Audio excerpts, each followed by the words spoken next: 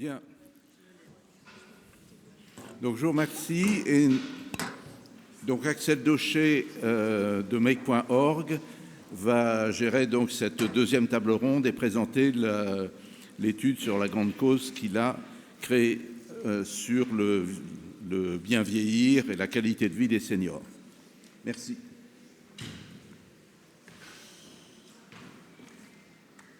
Alors bonjour à tous, je suis ravi d'être avec vous pour ce moment où on va essayer de connecter la problématique qui nous anime de quelque chose de très particulier, c'est le point de vue de la population. Tout ça s'inscrit dans une opération qui dure 3 ans, qui s'appelle la Grande Cause pour améliorer la qualité de vie des seniors dans notre société. Et le principe pendant 3 ans, c'est de faire collaborer une 60aine d'associations, quelques entreprises de renom, des institutions et en l'occurrence quasiment 400 000 citoyens à la construction mais aussi à la mise en œuvre d'actions civiles pour améliorer la qualité de vie des seniors. Alors avant de vous présenter notre panel de très haut niveau, je voulais juste faire un petit regard en arrière. Nous avons mené, il y a 5 ans, une grande cause sur un thème approchant, puisque c'était sur la question qu'on posait pour faire ces actions, a été comment mieux prendre soin des aînés. Quand on dit ça à des citoyens, là en l'occurrence il y en avait 400 000 aussi, 400 000 citoyens, quand on leur demande comment prendre soin des aînés, qu'est-ce qui sort ?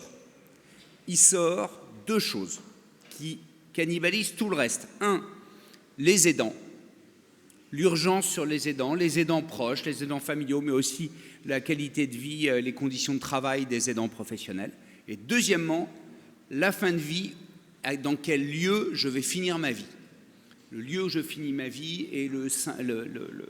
représente la dignité de tout ce que j'ai fait. Tout l'enjeu de cette grande cause a été de dire, est-ce qu'on est capable d'ouvrir un débat sur ce qui se passe un peu avant ? Et c'est pour ça qu'on a choisi cette question-là, comment améliorer la qualité de vie des seniors, parce qu'on pense qu'il y a énormément de choses par rapport à l'arrivée de la dépendance. Il y a énormément de choses qui se jouent avant et des choses qui sont relativement non dites. On le verra notamment sur le travail de façon assez claire. C'est-à-dire qu'à partir du moment où on commence à arriver à la retraite, on rentre dans une zone qui est non décrite. Elle est très hétérogène par rapport au nombre de personnes, aux différentes personnes qui sont confrontées. Et donc, il y a vraiment un sujet de faire vivre ce moment-là et de se dire, est-ce qu'on est capable de créer une union sacrée de la société civile sur ces enjeux-là. Et donc, comment ça a fait ? On a commencé par faire comme on le fait à chaque fois, une très grande consultation citoyenne, puisqu'on a demandé à peu près 10 millions de personnes en France, on leur a posé la question comment améliorer la qualité de vie des seniors. Alors, les résultats ont été déjà très importants en termes de volume, beaucoup plus qu'on pensait. Enfin, le sujet est clairement un sujet qui touche tout le monde. On a l'occasion de faire beaucoup d'opérations sur d'autres thèmes de l'action sociale et c'est vraiment le thème qui touche tout le monde. Il n'y a pas une personne à travers ses grands-parents, ses parents, lui-même, son conjoint, qui ne sont pas touchés par le sujet. Donc on a presque 400 000 participants, presque 4 000 propositions et plus de 700 000 votes dessus. Et c'est ces votes qui nous ont permis d'établir la cartographie de comment cette question était répondue, comment les citoyens répondent à cette question. Alors, on ne va pas tous les regarder, je vais vous donner quelques points d'observation sur ça. Donc il y a, comme vous le voyez, 7 grands thèmes qui sont sortis. Et je vais essayer vraiment de vous donner la teneur de chacun sans rentrer dans les détails. Il y a 2 choses par thème que vous voyez, soit des petits ronds, soit des petits éclairs. Les ronds, c'est les consensus. C'est les évidences sur lesquelles tout le monde est engagé et d'accord. Et les éclairs, c'est les sujets d'engagement, mais sur lesquels la population est clivée. Et c'est ça notre matière. C'est à partir de ça qu'on va travailler la collaboration. On y reviendra tout à l'heure. Alors, sur logement et hébergement, on va comprendre tout à l'heure avec notre temps la réalité de ce qui se joue derrière dans la vérité des choses. mais dans l'estomac des citoyens, on trouve évidemment tout le rapport aux EHPAD. On est quand même à la fin d'une grande phase et qui a repris récemment d'EHPAD bashing. Privilégier le maintien à domicile qu'on retrouve assez généralement, l'accès au logement, et puis tout ce qui va dans l'adaptation de l'habitat. Donc là, on est très conforme à la cause dont je vous parlais jusque-là. Et puis quelques controverses. Une sur il faut engager les familles dans le suivi des seniors. Ça devient une controverse, c'est-à-dire que les gens sont contre. Ça veut dire que d'un seul coup, on bascule dans un clivage. Et puis créer des quartiers réservés aux seniors, là aussi, c'est une controverse. Deuxième grand sujet, l'activité et le lien social. Donc là, ça recouvre beaucoup de choses. Ça recouvre l'intergénérationnel, ça recouvre notamment les activités qu'on propose aux seniors. Ça recouvre une grosse partie sur le transport, mais ça recouvre aussi un élément qui a pris beaucoup de place récemment. C'est la pratique du sport ou la pratique de l'activité sportive par les seniors, et on en reparlera aussi tout à l'heure. Niveau de vie et emploi. Alors, là, globalement, qu'est-ce qu'on dit? Il faut augmenter le niveau de vie, il faut améliorer le remboursement et le fonctionnement des mutuelles, etc. Mais bon, on est en plein dans le sujet compliqué qu'on abordera tout à l'heure avec Clésia, qui est, mais c'est quoi cet enjeu du travail des seniors avant, après la retraite? Qu'est-ce qu'il en est? Quid par rapport aux activités bénévoles? Comment se passe ce basculement qui est forcément un des pivots de l'adaptation de la société au vieillissement? On retrouve un blog sur le personnel de santé et aidant, qui est un petit peu le reflet de ce que j'évoquais tout à l'heure. Un blog sur l'accompagnement au numérique. Alors, il n'a pas anticipé l'arrivée de l'IA, qui va être une véritable révolution positive pour les seniors dans certains domaines. Et puis deux blocs plus petits, un sur la sensibilisation et la prévention, c'est là où on retrouve tout le rapport à la nutrition. Alors on va parler sport et nutrition avec Danone aussi en profondeur. Et puis aussi, c'est là aussi où on trouve un vrai fléau. Là, c'est le côté négatif de l'IA, c'est l'explosion des arnaques. Les arnaques qui prennent des proportions extrêmement importantes, pas seulement en termes de volume, de nombre d'arnaques, mais de montant d'argent capté, et puis de technologie utilisée, qui est un sujet sur lequel on va travailler. Et puis enfin, un dernier point sur le libre choix, c'est-à-dire impliquer les seniors dans tout ce qui les concerne et leur laisser la possibilité d'exercer leur pleine citoyenneté. Ce panorama, il est à votre disposition. Derrière chaque petite bulle, il y a une analyse complète. Le rapport est très franc. Si le sujet vous intéresse, bien sûr, n'hésitez pas. Et je pense que, bien sûr, toutes les équipes vous le transmettront. Alors, nous, ce qui était important, c'est de se dire aujourd'hui, voilà, là, il y a un certain nombre de consensus. Et nous, en termes d'action civile, on va travailler dessus. On va faire travailler les assos ensemble, avec les partenaires, avec les entreprises, avec les citoyens. Et on va identifier puis mettre en œuvre ces actions pendant 3 ans. Donc, très, très, très concret. Maintenant, il y a toujours un petit décalage entre l'estomac citoyen et puis la réalité des choses. Les citoyens peuvent être tous d'accord sur quelque chose qui est infaisable ou qui existe déjà ou qui est peut-être bien, mais il y a mieux à côté. Et donc, c'est très important l'estomac parce que c'est ce qui permet de créer des actions sur lesquelles tout le monde est aligné. Mais il faut le regarder aussi avec un œil d'expert. Et c'est ce qu'on va faire aujourd'hui avec notre tour de table exceptionnel. Donc, nous avons avec nous Florence Puc, qui est directrice de l'engagement chez Clésia, et qui va nous parler du travail. Marie-Ève Galbert, qui est rédactrice en chef en charge des hors-séries de Notre Temps, et qui va nous parler du logement. Et enfin, Christelle David Basséi, qui est PhD, responsable des affaires scientifiques et médicales nutrition adulte chez Danone, et qui va nous parler de nutrition et sport. Alors pour commencer, je vais poser une question toute simple. Est-ce que chacune d'entre vous, dans cet ordre-là, par exemple, vous pourriez dire un peu plus quel est l'engagement de votre organisation dans cette cause? Est-ce que vous venez y chercher ou est-ce que vous venez y contribuer? Alors c'est la question surprise, mais on peut répondre, il n'y a pas de souci. En 1 minute. Oui. Donc juste pour vous resituer, donc Clésia, c'est un groupe de protection sociale qui a 2 activités. une activité qui est de gérer la retraite pour le compte de la GIRCARCO. Donc là, c'est une forme de délégation de service public. Et puis un autre métier qui est de l'assurance de personnes, c'est-à-dire de la complémentaire santé et de la prévoyance. Donc nous, chez Clésia, vous imaginez bien que si on prend ces deux jambes, c'est-à-dire la retraite et en même temps l'assurance de personnes, la question des seniors, elle est au cœur de notre activité. Donc on est très engagé sur le sujet. Dans le cadre de la retraite, on a des dispositifs de soutien et d'accompagnement des seniors. Je ne rentrerai pas dans le détail.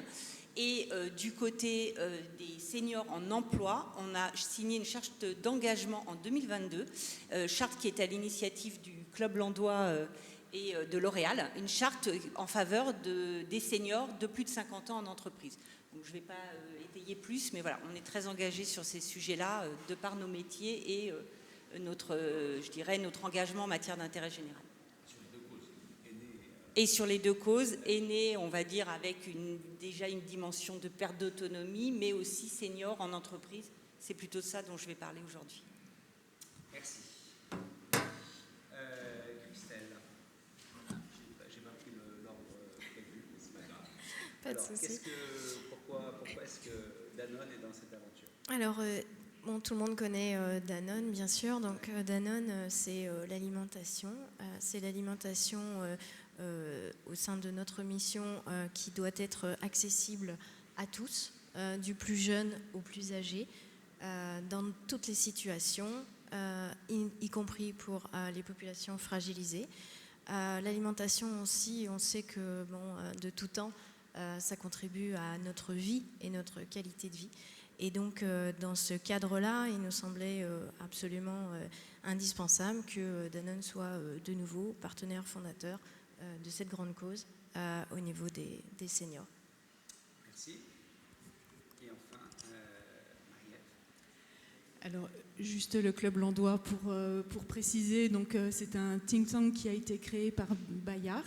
Bayard, donc le groupe de presse auquel appartient Notre Temps. Donc voilà, ça fait le lien naturellement. Donc Notre Temps, vous le savez peut-être, donc c'est un mensuel qui s'adresse principalement aux seniors.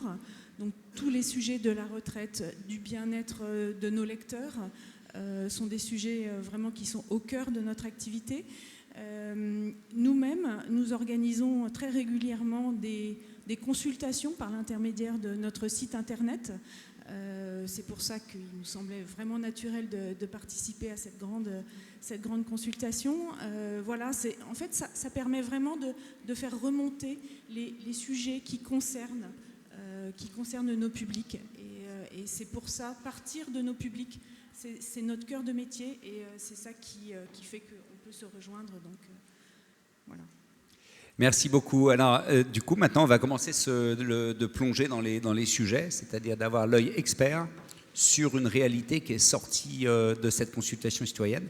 Donc, on va commencer par toi, Florence. Alors, pourquoi s'intéresser aujourd'hui au sujet des seniors au travail? Quel est l'intérêt? Alors, je note déjà que dans les propositions, le côté emploi, c'est seulement 8% des propositions. Et pourtant, c'est un sujet qui est déjà et qui va devenir majeur dans les années à venir. Donc, pourquoi s'intéresser au sujet? C'est parce que finalement, les seniors sont de plus en plus nombreux, en meilleure santé, c'est-à-dire que l'espérance de vie sans incapacité augmente régulièrement. Et donc, corrélativement, ils sont de plus en plus nombreux en emploi.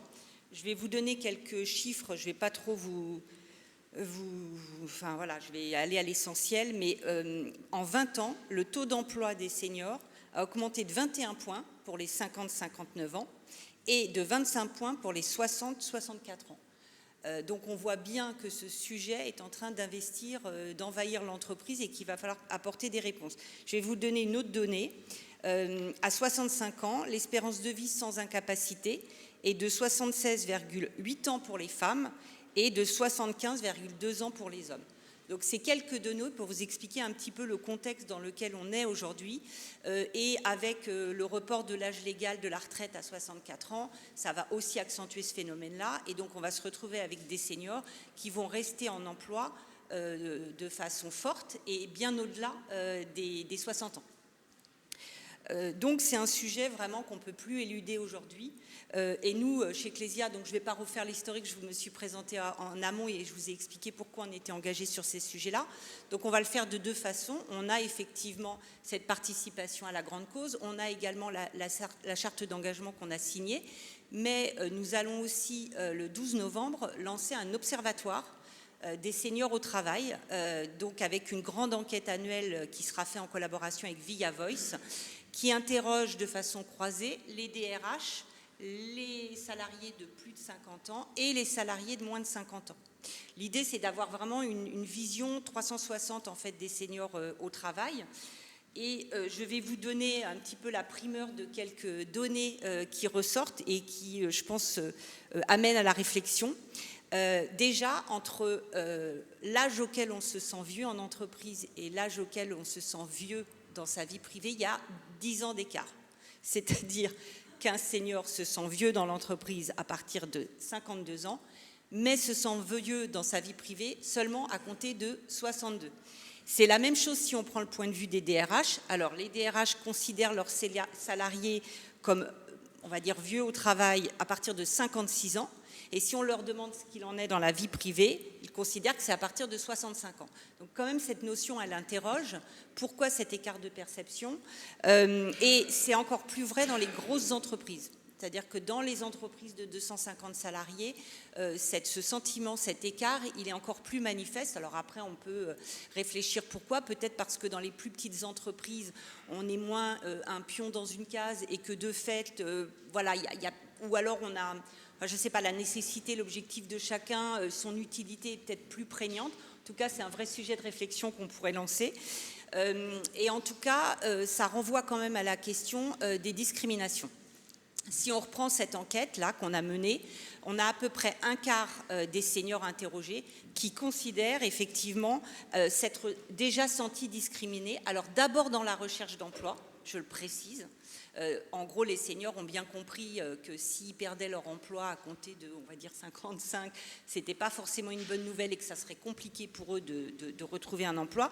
Mais ça interroge aussi, et ils le disent, les préjugés auxquels ils sont confrontés dans l'entreprise. Pour vous en donner quelques-uns, un senior est moins adaptable qu'un jeune. Un senior ne comprend rien aux nouvelles technologies et donc si on doit le monter en compétences dessus, ça va être compliqué. Un senior a moins envie d'être formé qu'eux. Voilà, je vous en donne quelques-unes, mais il y a vraiment ça ressort de cette enquête. Et dernier point intéressant, finalement, les RH anticipent peu le sujet du vieillissement. Quand on leur demande si le vieillissement démographique qui va quand même nous arriver de façon massive dans la société, s'ils tiennent compte par anticipation de ce sujet dans leur gestion des emplois et des compétences et compagnie, pas nécessairement au final. Et il y a un décalage entre les solutions qu'ils ont l'impression d'offrir aux seniors et la perception qu'en ont les seniors. Pour vous donner une donnée, 80% des DRH estiment répondre aux attentes des collaborateurs de plus de 50 ans. Et ce sentiment n'est partagé que par 36% des 50-54 ans et que par 42% des 54-59 ans. Donc, ces données mériteront analyse, mais vous voyez déjà qu'elles montrent des aspects un petit peu saillants et des éléments d'action aussi qu'il va falloir mettre en œuvre, notamment au niveau des entreprises. Nous, notre posture, c'est déjà de se dire qu'effectivement, il y a encore un enjeu, que le combat n'est pas gagné sur les préjugés qui sont associés aux seniors. Donc il faut continuer à sensibiliser l'opinion et aussi dans l'entreprise, il faut continuer à sensibiliser les salariés. Ça, c'est un point très important. On pense également que là où avant on avait une première partie de carrière et une deuxième partie de carrière, aujourd'hui il faut parler d'une troisième partie de carrière. Pourquoi ? Parce que ces 50-60 ans, je fais exprès de prendre ce créneau, aujourd'hui considèrent qu'ils sont encore parfaitement intégrés dans leur entreprise et on le souhaite, comme les salariés plus jeunes, d'avoir encore des perspectives de carrière et des réponses de RH les concernant. Quand on bascule dans la tranche des plus de 60 ans, la problématique change un peu parce qu'à partir de 60 ans, là, vous vous projetez beaucoup plus dans votre retraite et de là, vos attendus sont différents et notamment, il y a l'enjeu de préparer la retraite. Ben justement, qu'est-ce qu'on peut faire alors justement pour à la fois Est-ce qu'on peut vraiment agir? Comment est-ce qu'on peut préparer mieux sa retraite et comment ça peut changer la donne? Alors, déjà, pourquoi préparer sa retraite, peut-être? Donc nous, chez Clésia, on agit sur ces sujets-là. Ce qu'on constate, encore une fois, c'est que finalement, quand on se projette vers sa retraite, on va dire que pour la plupart des gens, c'est plutôt sympathique comme projection. On se dit qu'on aura plus de temps pour soi, qu'on va pouvoir avoir des nouvelles activités. Enfin voilà, c'est plutôt un élément positif. Sauf que finalement, parfois, quand la retraite arrive, c'est une vraie rupture. Et c'est pas une rupture qui est tout à fait bien vécue par tout le monde, et notamment faute d'anticipation. Pourquoi? Parce que finalement, le travail, c'était un peu au cœur de notre identité sociale. C'était aussi le moyen par lequel on avait des liens sociaux quotidiens renforcés. Et d'un seul coup, vous basculez dans le champ de la retraite. Et si vous n'avez pas préparé cette retraite, si vous n'êtes pas un peu projeté notamment sur la gestion du temps, sur les nouvelles activités que vous souhaitez avoir, eh bien, ça peut conduire vraiment à des chocs et à des gens qui sont vraiment pas bien à une époque où, en fait, ils ont encore beaucoup de vie sans incapacité et devraient pouvoir en profiter. Donc ça, c'est un constat qu'on fait. Et ce qu'on se dit corrélativement, c'est que souvent, quand on prépare la retraite, on s'occupe des questions financières et administratives. En gros, comment liquider ma pension? Est-ce que mon parcours de retraite est complet? Combien je vais toucher? Et souvent aussi ma mutuelle. Parce qu'à la retraite, c'est plus l'employeur qui prend la mutuelle. Donc là, il faut la payer. Et en général, c'est assez cher. Donc ça fait grincer des dents. Mais on anticipe moins d'autres sujets. Est-ce qu'à la retraite, j'ai envie de m'engager bénévolement? Comment je vais faire pour essayer de bien vieillir et d'être en incapacité le plus tard possible? Comment je vais gérer mon temps? Donc ça, c'est des questions souvent qui sont peu abordées. Et donc effectivement, donc l'Agirc-Arrco, qui est la caisse de retraite des salariés du privé, et les caisses de retraite qui lui sont affiliées, donc Clésia, essaye vraiment de mettre en place, et on a un certain nombre de dispositifs, que ce soit pour les personnes elles-mêmes ou pour les employeurs, pour préparer ces retraites. Donc, de façon très simple, il y a une rubrique sur le site Agirc-Arrco qui s'appelle « Mieux préparer sa retraite », qui permet d'accompagner les seniors. En entreprise, sont proposés en employeur des journées de préparation à leur retraite qui traitent de ces sujets, la santé, l'engagement associatif, mais aussi, par exemple, la question de la succession. On peut se dire que c'est peut-être pas encore le moment, mais finalement, c'est un sujet qui est de préoccupation. Et puis, dernier point, chez Clésia, on a mis en place un parcours digital, peut-être pour essayer de faire évoluer aussi les réponses, parce que les journées de préparation à la retraite, voilà, c'est quand même une journée entière, on a beaucoup d'informations. Donc, on a un partenaire qui s'appelle Alphonse, et à compter de 58 ans, vous pouvez profiter de ce parcours qui vous permet d'avoir plus une dimension de coaching personnalisé et de réflexion par anticipation de ce que vous allez pouvoir faire à la retraite et aussi de la manière dont vous allez pouvoir mettre au service du bien commun vos compétences, qu'elles soient personnelles ou professionnelles, puisqu'on garde quand même ses compétences professionnelles après l'emploi. Donc voilà. Et dernier point, j'insiste parce que personne ne les connaît. Il faut savoir que si vous êtes salarié du privé, vous avez accès aux 18 centres de prévention Agirc-Arrco qui sont sur tous les territoires de France. Et à partir de 50 ans, vous pouvez avoir un bilan personnalisé complet en matière de prévention, des recommandations. Je le dis à chaque fois parce que ce n'est pas connu. Donc c'est peu consommé, entre guillemets, alors que pour le coup, la dimension prévention, je n'ai pas fait un focus de tout, mais la prévention santé, c'est quand même au cœur du sujet également. Voilà. On commence à quel âge à préparer? La retraite? Ça dépend des gens, mais finalement, ce que on aperçoit, c'est que souvent les gens reculent un petit peu le moment où ils ont envie de se mettre dans le sujet. Mais on va dire que ce qu'on voit, nous, dans l'enquête, c'est il y a avant 60 ans et après 60 ans. Et que là, il y a une rupture où, avant 60 ans, vous êtes toujours à fond dans l'entreprise. Je caricature, mais c'est un peu ça. Et à partir de 60 ans, là, vous commencez à vous projeter dans votre tête et vous allez un peu regarder, éventuellement, la manière de le faire. Merci beaucoup Florence.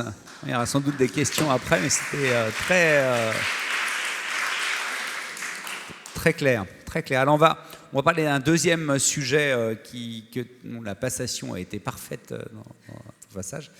Donc on va parler de santé et nutrition. Alors je m'adresse à Christelle.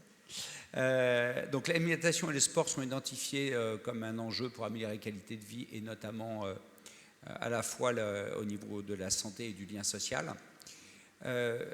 Je voudrais savoir si d'abord, est-ce que ça vous surprend que ça soit cité en tant que tel, et deuxièmement, quel rôle peut jouer l'industrie pour répondre à ces besoins? Peut-être qu'on a un deuxième micro. Merci.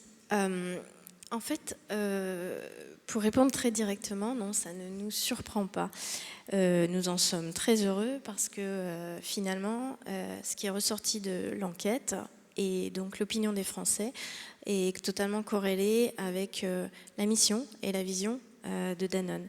Il faut savoir qu'en 2030, on a à peu près un tiers de notre population qui aura plus de 60 ans. D'une manière générale, quand on vieillit, on a des changements physiologiques qui interviennent au niveau donc nutritionnel. On a des besoins, donc là je prends ma casquette un peu affaires médicales, mais on a des besoins en fait nutritionnels qui évoluent, et on a aussi d'autres besoins, d'autres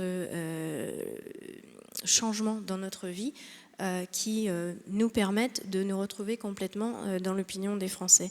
Donc au-delà de la nutrition, de l'alimentation, c'est vrai que juste vu de ce point de vue, on a quand même le plaisir de manger, qui est quand même prégnant pour nous tous.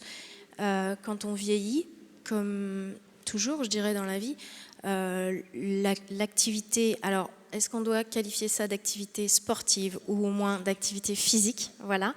Le plaisir de bouger, c'est quelque chose au quotidien qui est important dans notre vie. Et on se retrouve aussi dans une autre mesure dans tout ce qui est mentionné dans les résultats concernant le lien social. Le lien social, voir les gens, ça contribue aussi énormément au bien vieillir et au maintien quelque part de notre autonomie et de notre qualité de vie quand on vieillit. Chez Danone, c'est notre vision, nutrition, activité physique et également lien social. Quand je parle de lien social, juste sans abreuver de chiffres, mais quelque chose qu'on garde énormément en tête, c'est que 900 000 seniors aujourd'hui se disent isolés. Alors c'est quand même assez énorme, et donc pour toutes ces raisons, non, ça n'est pas surprenant.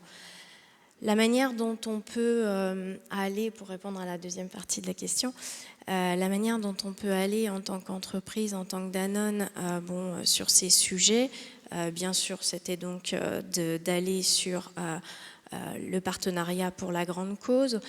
On est aussi bien sûr impliqué dans des collectifs, notamment le collectif de lutte contre la dénutrition, à plus large échelle bien sûr pour la population et pas uniquement pour les seniors.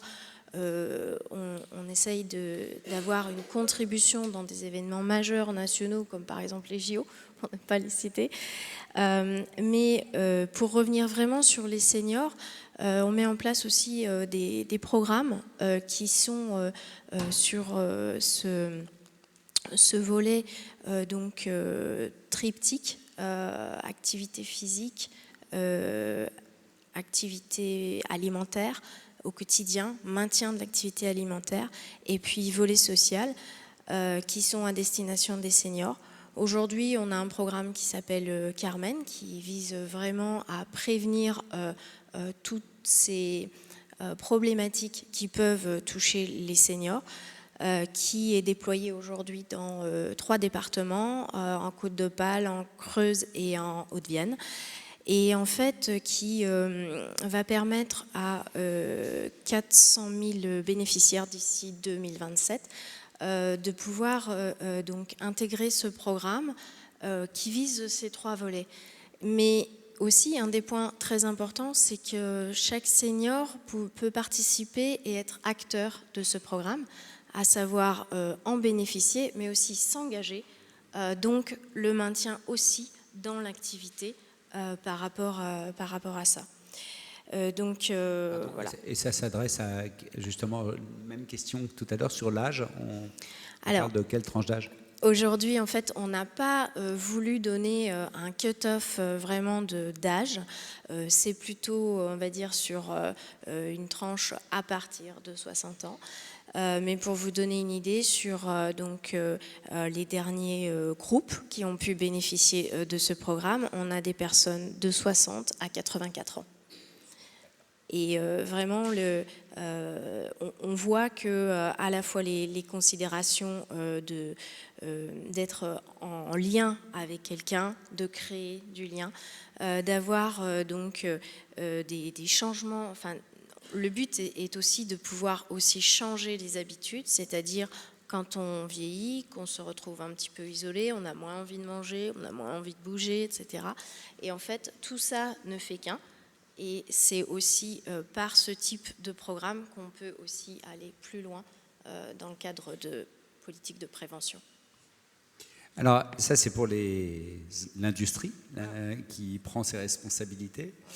Est-ce que les pouvoirs publics en font assez sur cette partie-là ? Elle n'est pas téléguidée du tout. Hein. Question difficile. Je dirais qu'aujourd'hui, je pense qu'il y a une vraie prise de conscience des pouvoirs publics, des politiques, avec des réponses qui ont déjà pu être apportées, je dirais, de manière partielle. Quand on regarde le plan anti-chute 2022-2024, l'alimentation, la dénutrition plutôt, a été considérée comme un des signes avant-coureurs des chutes. Et pour autant, on regrette qu'il n'y ait pas un vrai volet alimentation dans ce plan anti-chute. Ensuite, il y a eu une proposition de loi assez récemment, je crois en début d'année, si ma mémoire est bonne, sur le bien vieillir, qui pose là, en revanche, un vrai article concernant la qualité nutritionnelle, par exemple, des repas qui sont servis pour nos aînés qui sont en EHPAD. Donc ça, Danone a été très soutien d'ailleurs de cette proposition. Elle est actuellement en cours d'examen au Sénat, mais c'est vraiment quelque chose qui est très important, donc on va voir. Et puis il y a aussi tout ce qui est la loi sur le grand âge. Donc on va voir ce que nos politiques vont pouvoir, comment ça va aboutir. Mon impression aujourd'hui, c'est que oui, il y a une vraie prise de conscience, mais il faut aller plus loin et il faut aller plus vite. Oui, et puis le débat public, il est très canonisé par le 5e RIS, par des sujets très structurels, alors qu'il y a des choses très concrètes qui peuvent être mises en place. Clairement. Ensuite. Merci beaucoup, Christelle.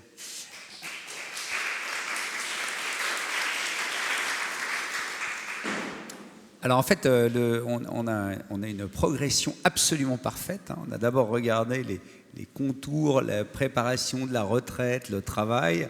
On a basculé un petit peu plus tard dans tout ce qui était prévention santé avec la nutrition et l'activité physique. Et là, on se décale vers le logement. Le logement qui, dans cette première phase, reste le même qu'avant, mais tous les sujets du logement, comme on l'a évoqué, sont vraiment critiques. Et avec tout ce qui a été dit récemment, en plus, avec sur les EHPAD et l'EHPAD bashing qu'il y a eu. Alors, Marie-Ève, qui est vraiment une spécialiste du sujet, les logements collectifs sont parfois mal vus et les seniors tendent à vouloir rester dans leur domicile le plus longtemps possible, comme le raconte la consultation. Est-ce que c'est vraiment une solution préférable et comment favoriser le maintien à domicile ? Alors, en effet, le maintien à domicile est vraiment l'une des solutions qui est privilégiée par les seniors. Donc, juste un chiffre pour le confirmer. Donc, à notre temps, en 2023, donc l'an dernier, nous avons interrogé les Français en leur demandant où ils souhaitaient vivre demain, quelle région, mais surtout quel type d'habitat. Alors, à 75%, donc sur l'ensemble de la population, 75% répondent en moyenne qu'ils souhaitent vivre à domicile. Et ce chiffre monte même à 78% chez les plus de 75 ans. Donc, plus on est âgé et plus on a envie de rester dans ce nid douillet où on a accumulé tous ces souvenirs et où on a toujours vécu. Alors, bien sûr, la crise des EHPAD, vous l'avez dit, Axel, est passée par là, mais pas seulement. Voilà, c'est vraiment un souhait de rester, parce que finalement, le domicile incarne ce cocon douillet où on a envie de rester.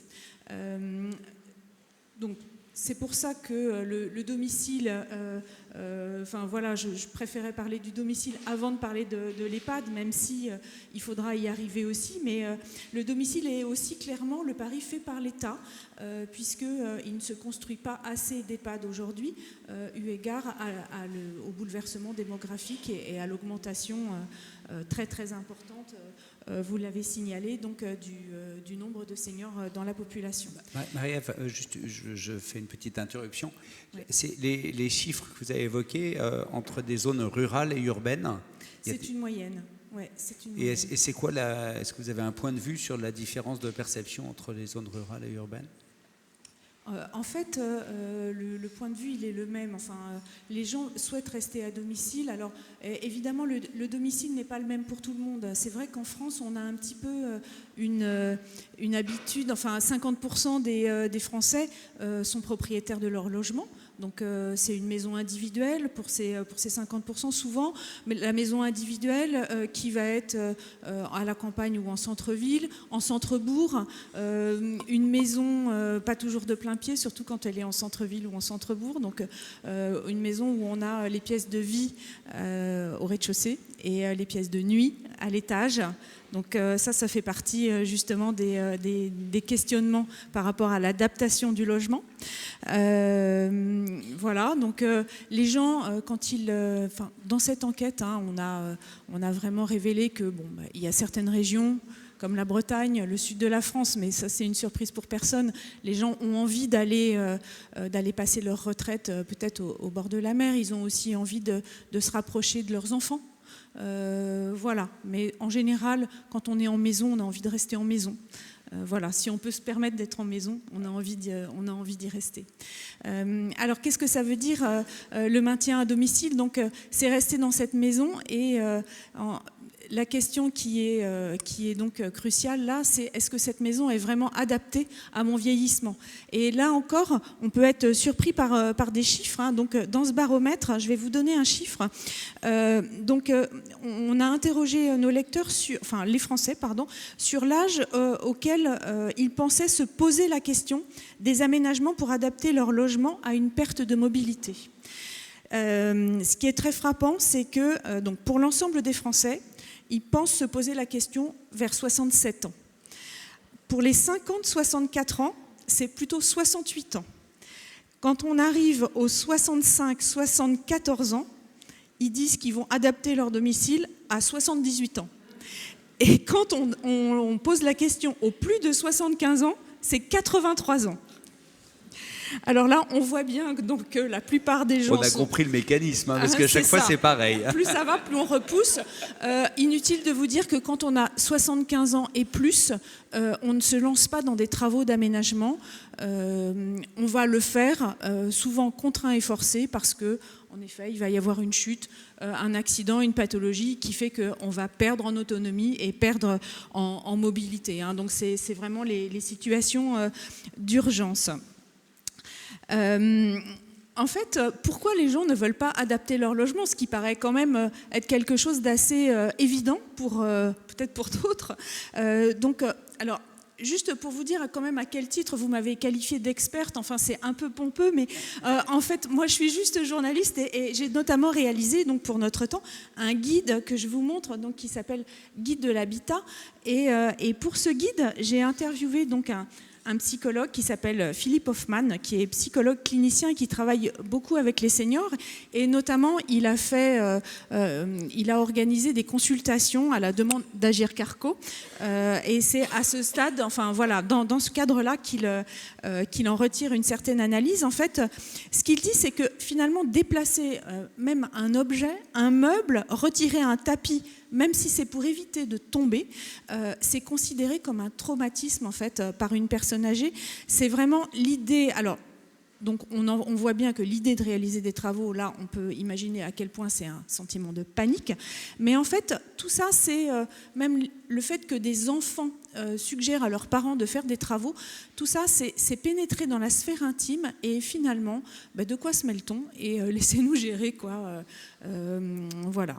Alors, une fois qu'on a parlé de ces travaux, donc adapter son domicile, finalement, qu'est-ce que c'est? Donc, en effet, si on a une maison avec un étage, ça peut être soit installer une chambre au rez-de-chaussée, ça peut être un ascenseur, un monte-escalier.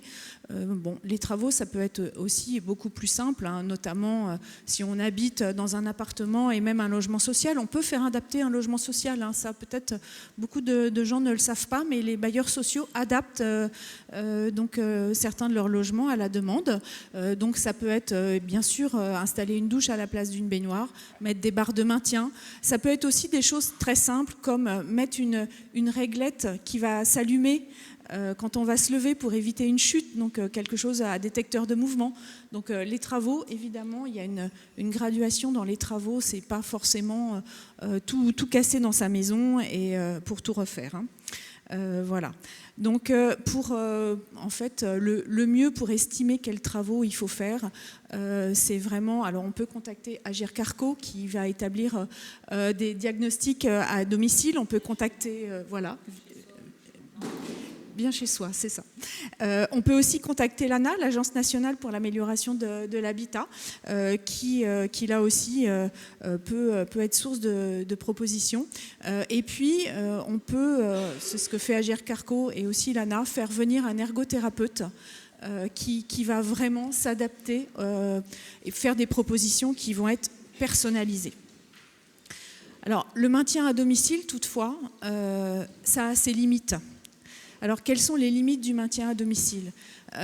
L'une des limites, ça peut être l'enfermement. Il ne faudrait pas que le maintien à domicile devienne une source d'enfermement. Donc, on a évoqué cette peur finalement de sortir, la peur de l'extérieur. L'extérieur peut représenter un danger quand on vieillit. Et parfois, certaines personnes âgées, par peur, ne descendent même plus relever le courrier dans la boîte aux lettres. Donc, le risque d'enfermement, c'est une vraie limite finalement du maintien à domicile. Une autre limite, c'est l'isolement. Donc, bien sûr, on va faire venir des aides à domicile, mais l'aide à domicile, finalement, c'est pas du tout la même chose qu'une amie qui vient boire le thé ou un proche qui vient rendre visite. Hein. Ça n'empêche pas du tout le sentiment d'isolement. Une autre limite du maintien à domicile, c'est la présence ou non de proches aidants. Est-ce que j'ai des proches à proximité, avec évidemment tout le sujet des aidants ensuite qui se pose, qui va être aussi la question de l'épuisement des aidants.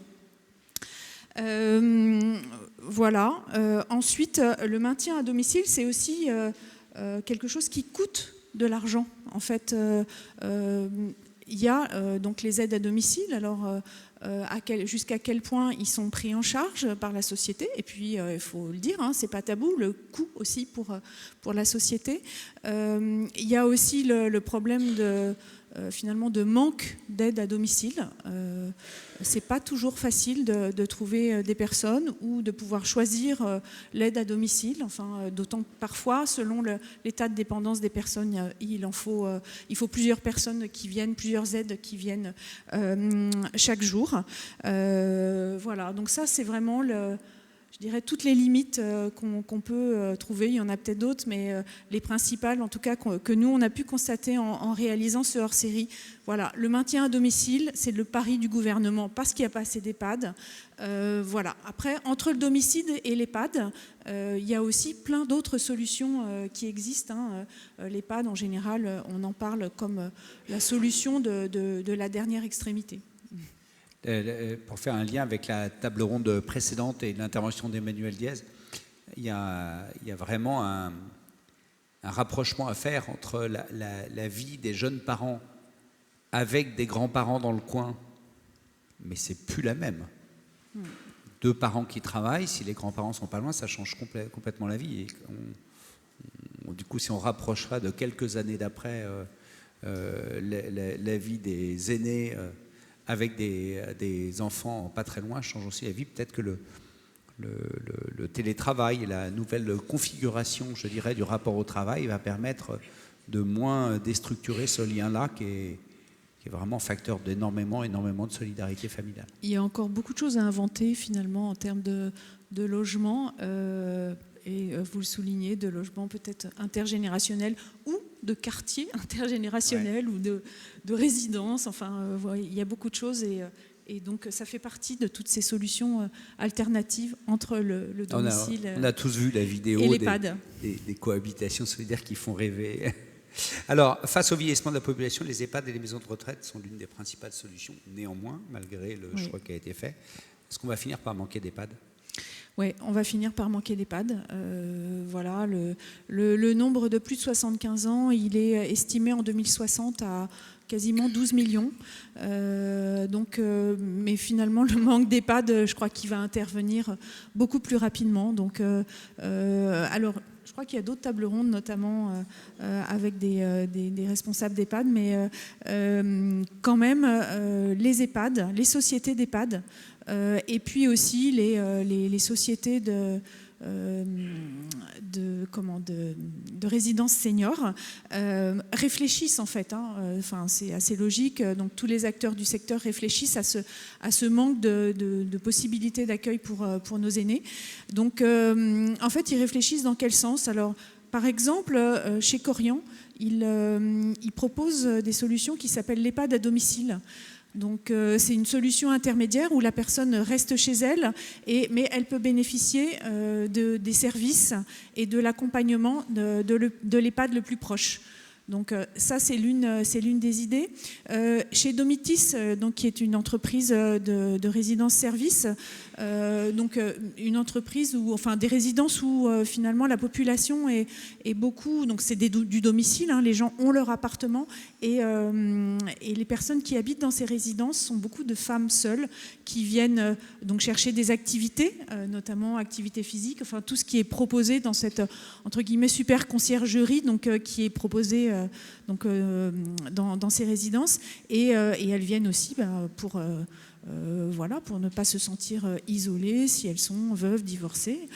Et donc dans ce type de résidence, on réfléchit aussi à comment prolonger la durée de vie des résidents dans le système Domitis ou d'autres. Enfin voilà, j'ai pas d'action chez Domitis.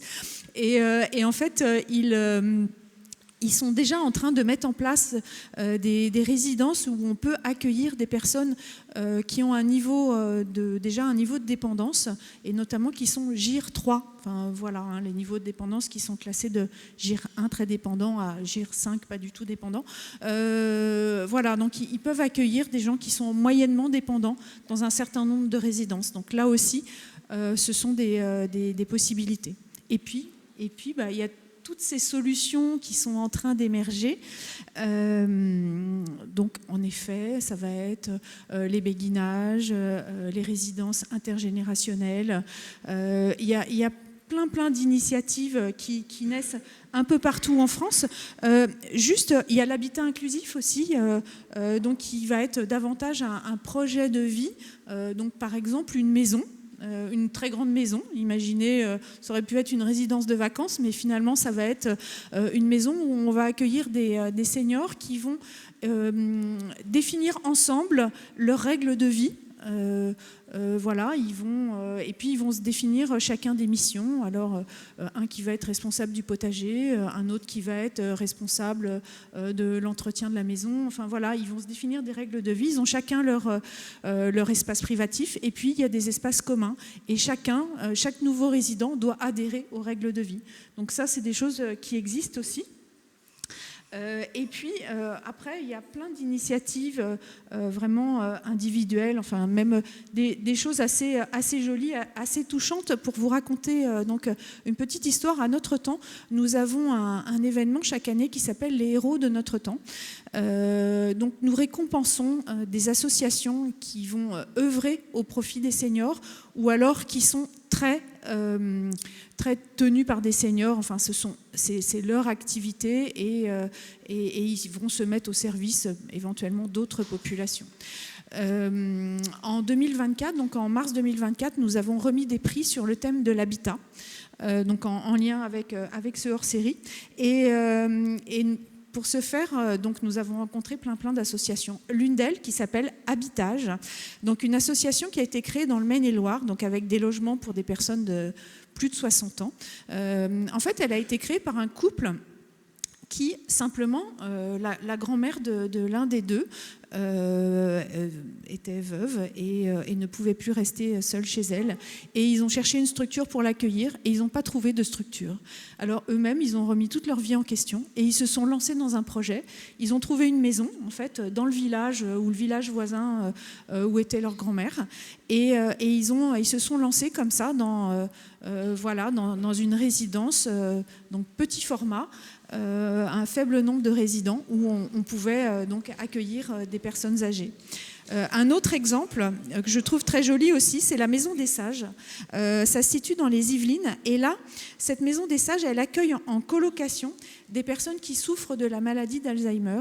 Et donc, chaque maison est tenue par une coordinatrice qui va organiser la vie, qui va faire venir les soignants et qui va s'occuper des personnes qui sont atteintes d'Alzheimer. Donc voilà, c'est pour dire qu'il y a encore sans doute des tas de choses à inventer. Entre le domicile et l'EHPAD, c'est aussi, ça laisse le champ à la créativité de chacun en fait. En fait, moi, ce qui m'a frappé dans ce que vous avez dit et puis dans les résultats, c'est qu'en fait, c'est un sujet d'écosystème, mais qui est compatible avec de l'initiative individuelle. Ce qui est assez rare. D'habitude, on est soit dans un truc genre l'environnement, et là, on est le climat écrasé par l'écosystème, le méta-écosystème, soit au contraire des choses qui sont très locales, très initiatives. Et là, on sent qu'il y a un rebond, une conversation qui peut se mettre en place entre des initiatives individuelles, des cas particuliers et néanmoins de l'industrialisation, de la politique publique coordonnée avec des acteurs civils. On est vraiment dans un milieu qui est propice à un changement de dimension si on y arrive. Il y a une prise de conscience, en fait, très certainement, qui se fait.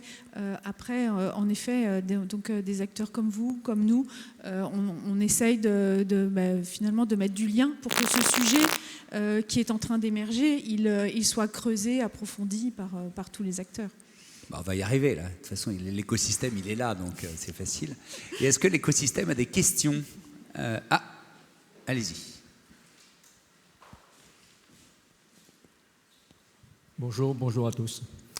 Le vieillissement de la population s'accélère en France et dans la plupart des pays développés avec la poursuite d'allongement de l'espérance de vie et l'arrivée aux âges avancés des générations issues du baby-boom. La France compte 3 aînés supplémentaires toutes les 5 minutes. Quels sont les parcours de vie conjugale et familiale qui se diversifient ? Quel est le rôle pilier de l'aide informelle aux personnes âgées en perte d'autonomie ? Quelles sont les différentes conditions pour améliorer la situation économique des retraités ? Alors là, il y a une question un peu large. Moi, j'ai pas bien entendu la première partie. J'ai entendu l'aide informelle, tout le travail sur l'aide informelle et les conditions de vie. Est-ce que quelqu'un se... Quel est le rôle pilier de l'aide informelle aux personnes âgées en perte d'autonomie ? Donc là, on est exactement dans le sujet des aidants, en l'occurrence des aidants familiaux, si je comprends bien, par aide informelle, si c'est bien ça que vous voulez dire. Qui veut parler de cette question ?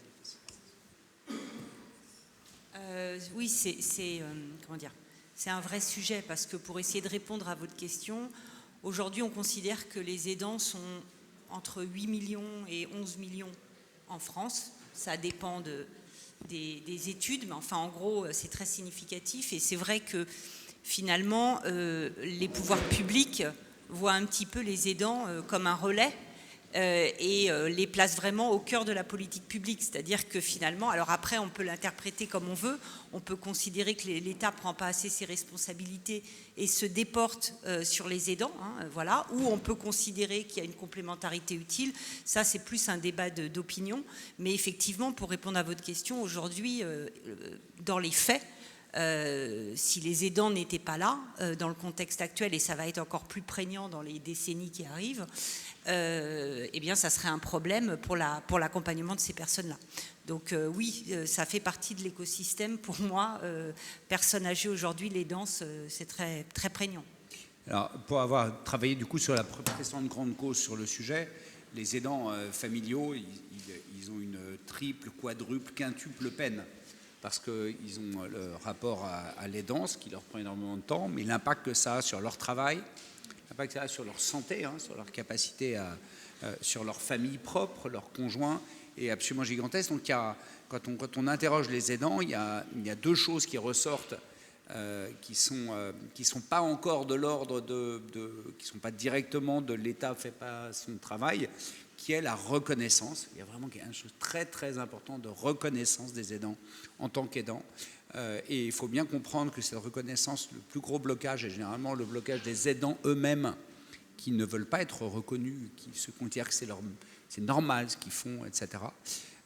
Et puis le deuxième, c'est de l'accompagnement. C'est-à-dire comment est-ce que les entreprises sont capables de mettre en place des dispositifs particuliers pour un salarié qui est aidant, et comment est-ce qu'on peut mettre le répit de façon plus structurelle, d'avoir des solutions qui font que ça soit vivable, parce que ce sont les héros, et souvent, même la grande majorité des cas, ce sont des héroïnes.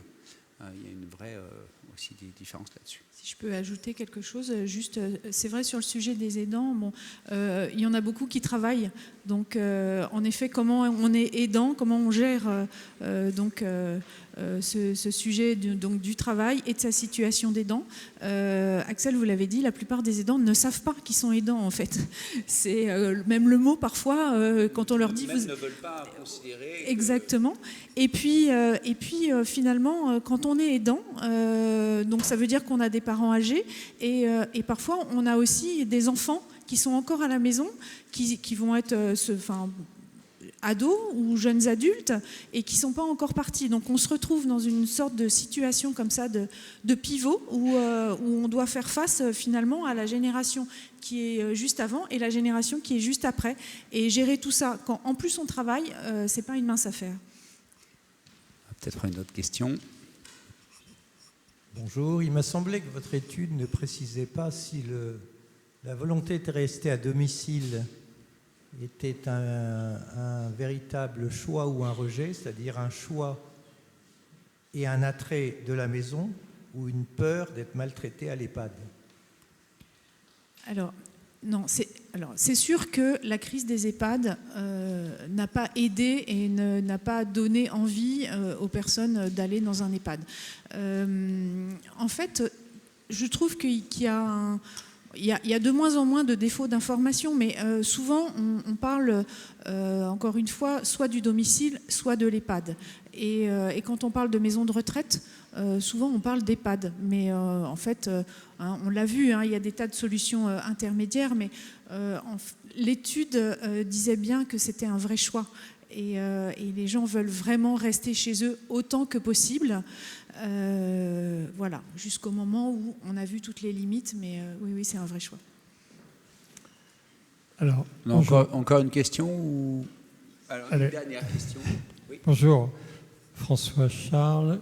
Pour Danone, bien vu votre étude, j'imagine que vous faites des réapprentissages au niveau de la nutrition.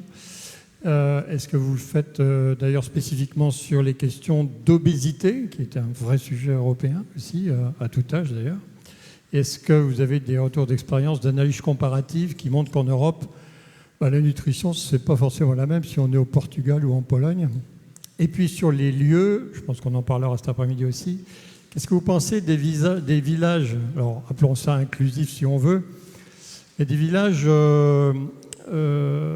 d'anciens finalement, parce que les anciens aiment bien se retrouver ensemble au-delà d'une maison pour revitaliser aussi la ruralité, etc., éventuellement avec un accompagnement, mais au-delà des EHPAD, des vrais villages, c'est pas des parcs, c'est des vrais villages où les anciens aiment vivre et se retrouver.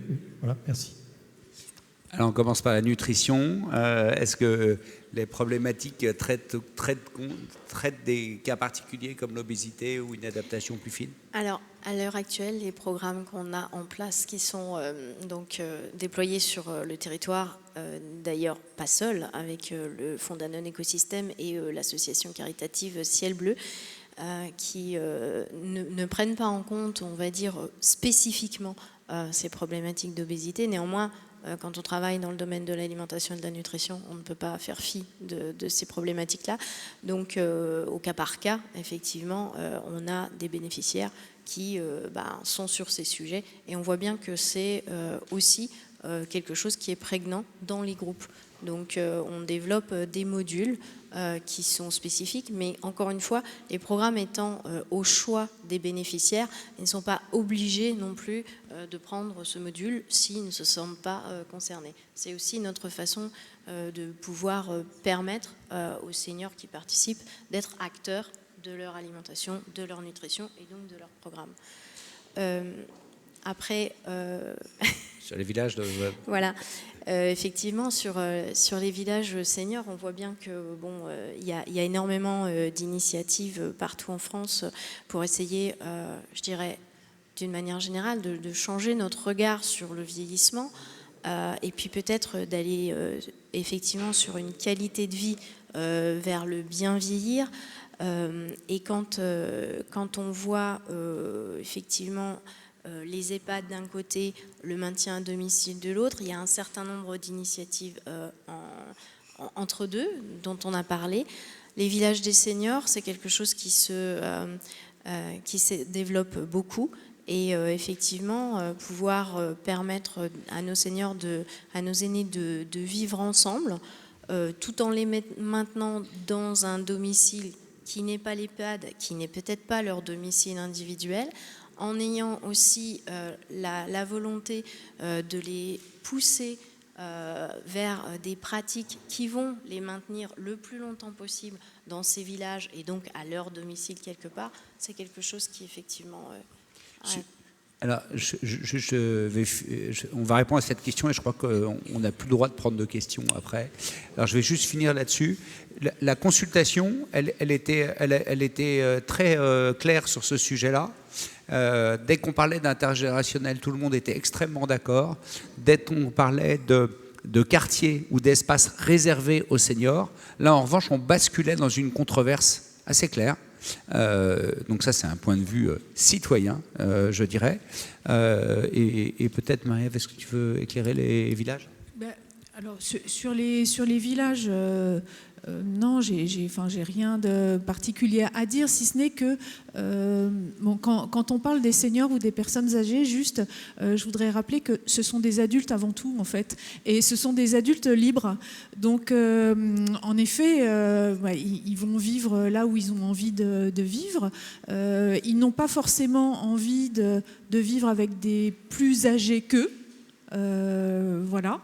Donc ça, c'est pour ça que dès qu'on leur parle d'intergénérationnel, en effet, tout va bien. Si on leur parle, entre guillemets, d'endroits où ils sont entre eux, c'est pas toujours... voilà, ça dépend. Surtout, ce qu'il faut voir, c'est que... on est tous habités par la peur de la mort, finalement. C'est quand même une ombre qui pèse sur tout le monde. Donc on n'a pas envie non plus d'être entouré de personnes qui nous rappellent cette peur. Et je crois que ça, c'est vraiment important. Donc aussi, dans la question que vous posiez, monsieur, tout à l'heure, est-ce que c'est un vrai choix, le domicile ? En effet, c'est un vrai choix parce que ils ont pas, les personnes âgées n'ont pas forcément envie d'être entourées par d'autres qui vont leur rappeler ces peurs, finalement, qui sont très humaines. Si on parle du domicile, justement, et du maintien à domicile, petite question rapide. Est-ce que la question de la santé, notamment de l'impact de l'habitat sur la santé, de la qualité de l'air, notamment dans le logement, est une question qui est sortie durant l'étude? Est-ce que c'est un point qui intéresse? J'ai entendu parler beaucoup d'ergonomie, beaucoup de liens sociaux. Est-ce que cette notion, justement, de santé, de maintien chez soi, ou que ce soit dans un établissement, et d'être sûr que cet établissement ou son domicile soit bon pour sa santé, est-ce que c'est un point qui est sorti? Alors, J'ai l'impression qu'il y a deux éléments dans votre question. Il y a d'une part Pour moi, la question, c'est quel est l'impact du sujet de la santé dans les arbitrages de logement? D'accord. Alors, en effet, le maintien à domicile, si on se retrouve en situation d'isolement, on sait que le lien social pour se maintenir en bonne santé est crucial. Donc, c'est pour ça que cette situation d'isolement, je l'ai mise dans les limites, en fait, du maintien à domicile. C'est très clair. Après, le maintien à domicile n'exclut pas l'organisation ou la participation des personnes à de l'activité physique adaptée. Voilà. Après, l'EHPAD à domicile est aussi l'une des solutions qui permet d'avoir ce type de proposition d'activité. Et puis, vous avez parlé d'air, c'est ça, de qualité de l'air ? Oui, mais ça, j'ai envie de dire que c'est le sujet, l'impact de l'habitat sur la santé, c'est pas que pour les seniors, c'est pour tout le monde peut-être. Mais c'est évident. Merci infiniment à toutes les trois, c'était passionnant. Rendez-vous le 12 novembre pour le plan d'action et également parfait enchaînement avec l'économie que représentent ces maintiens à domicile et ces enjeux. Merci.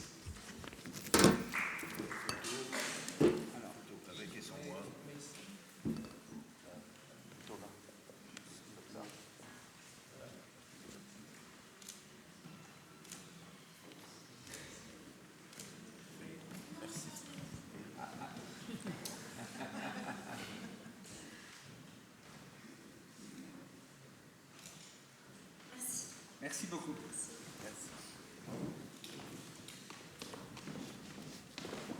Je vous remercie, et avant tout les intervenants, et Axel et toutes les personnes qui l'entouraient. C'était très intéressant. Pour répondre, parce qu'on va essayer de rattraper un peu de temps, pour répondre à la qualité de vie au domicile et le logement, nous avons une table ronde tout à l'heure sur le où vieillir, et sous tous ses aspects, y compris l'adaptation des logements au bien-être de manière générale, sans déflorer tout le sujet.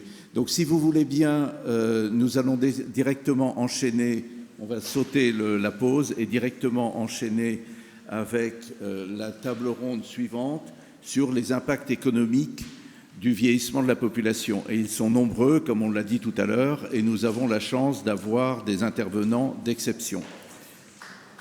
Merci.